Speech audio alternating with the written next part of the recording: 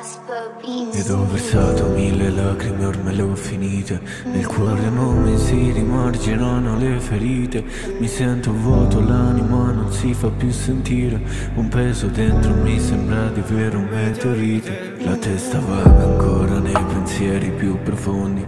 Lo spettro dei tuoi occhi chiuso dentro i miei ricordi. Non trovo più la forza per tirarmi su di nuovo.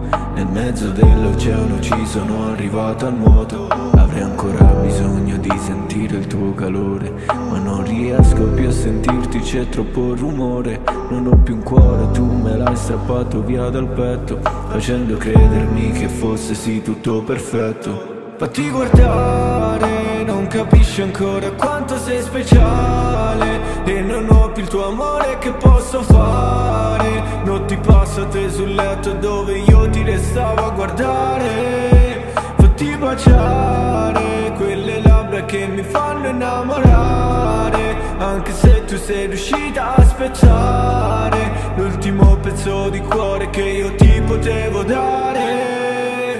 Ora non sento più il dolore, sono morto dentro. Alle lezioni sull'amore io non ero attento. Non mangio più da settimane, cosa posso fare? Perché dentro il tuo cuore non ci riesco più ad entrare.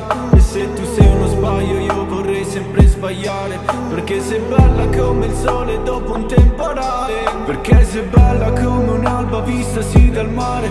E nei tuoi occhi grandi ci potevo navigare. Ma la nave non salpa perché c'è brutto tempo. Fuori c'è il sole ma dentro il mio cuore sta piovendo. Una tempesta mi divora l'anima da dentro. Il cuore che mi urla contro ma io non lo sento. E sono andato contro tutti per il nostro amore. Anche se tutti mi dicevano che era un errore. Ma è stato l'errore più bello sì della mia vita.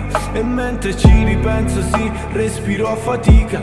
Perché tu sei la bellezza che ti toglie il fiato. Ed io che mi continuo a sentire sempre sbagliato. Ho provato ad odiarti ma ti amo troppo. Che ho provato ad allontanarmi ma ti voglio intorno. Fatti guardare, non capisci ancora quanto sei speciale. E non ho più il tuo amore, che posso fare? Notti passate sul letto dove io ti restavo a guardare.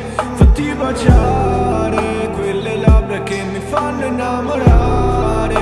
Anche se tu sei riuscita a spezzare l'ultimo pezzo di cuore che io ti potevo dare.